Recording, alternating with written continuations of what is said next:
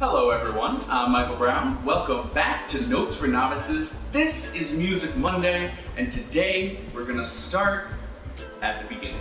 No matter which engraving or notation software you use, one of the first questions they ask you is, what key is the song in? Making sure you have the right key will save you time when arranging, it'll save you headaches when things aren't sounding just the way you need them to, and it'll save you some embarrassment when you hand your arrangement to the group and you start to see eyebrows being raised.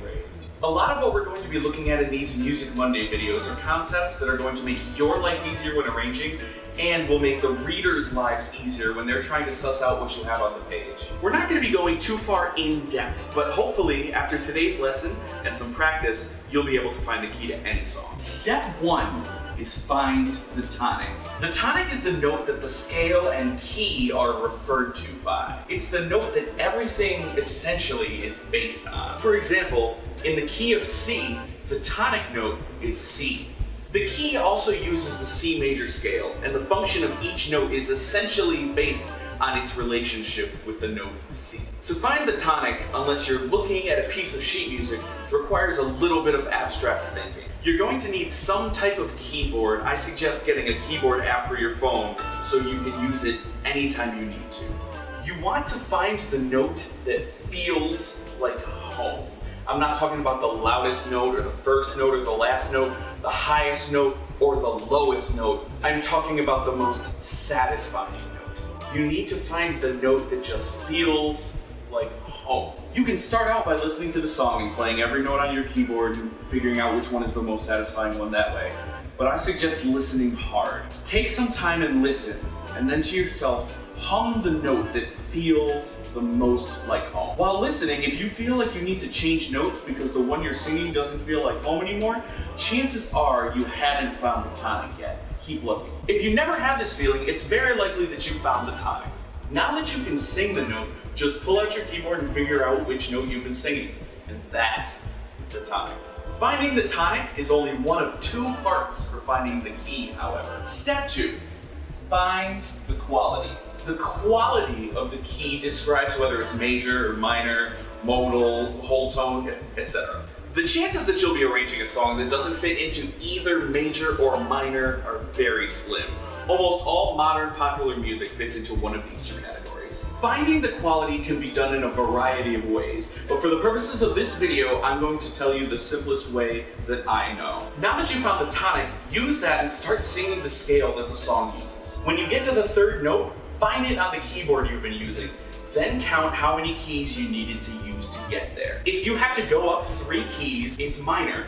And if you have to go up 4 keys, it's major. Eventually you'll be able to skip this step altogether because you'll just hear whether or not it's major or minor. But if you don't know how yet, this is a good way to start training your ear. Almost all engraving programs will create the right key signature once you tell them what key the song is in. The key signature is the collection of sharps and flats located at the beginning of every line of music. However, if you just want to know them for yourself, I have this graphic right here that shows all of them to you. Also, when applicable, if a key can be expressed as 2 different key signatures due to something we call harmonics, try to go with the one with fewer accidentals. This isn't a hard and fast rule, but it'll probably be easier for the person plunking out the parts on a piano to play in D flat major rather than C sharp major. Now that I've explained all of this to you, why don't I sit down and show you how I would find the key of a random song from Spotify. Alright, I've got Spotify open here on my computer and I've got my keyboard app ready on my phone. So let's find a song from the top 100 playlist that's a current pop song, and let's find the key. Okay, so it looks like we're going to be using the song Don't Let Me Down by the Chainsmokers. Let's give it a listen. I have it queued up a little bit further into the song. I need you right now. Okay. I need you right now. So don't let me down. I think I'm losing my mind. So the note that feels like home to me is right around here.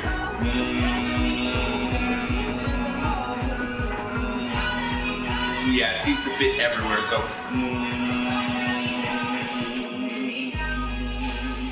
So what I need to do then is go here.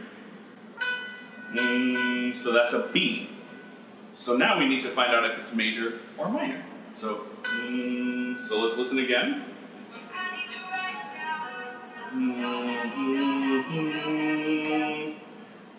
This is the scale that it's using. So I go up 1, 2, 3, 4. So on that third note, I went up 4 half steps or piano keys. That means that the song is in major.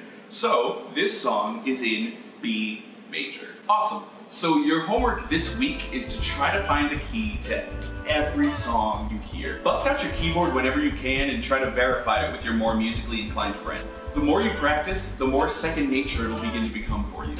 Thanks, and I'll see you on Wednesday when we'll answer the question, what notation software should I use?